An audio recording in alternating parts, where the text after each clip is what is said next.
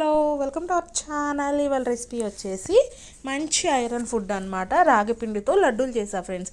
ఎలా ప్రిపేర్ చేయాలో వీడియోలోకి వెళ్ళిపోదామా. ఒక ప్లేట్ తీసుకొని 2 కప్పులు రాగి పిండి వేసుకొని వాటర్ వేసుకొని పిండి పొడి పొడిలాడుతూ కలుపుకోవాలన్నమాట. చూసారు ఫ్రెండ్స్, ఈ విధంగా స్టవ్ వెలిగించుకొని ఇడ్లీ పాత్ర పెట్టుకొని ఇడ్లీ ప్లేట్లో ఇలా రాగి పిండి వేసుకొని స్టీమ్ చేసుకోవాలన్నమాట. చూసారా ఫ్రెండ్స్, 10 నిమిషాలకే పిండి ఉడికిపోయింది.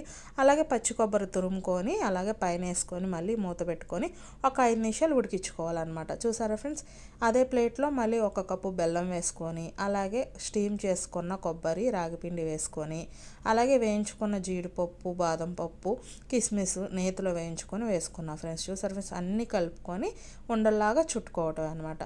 మంచి healthy food friends, 100% healthy food అనమాట ఇది.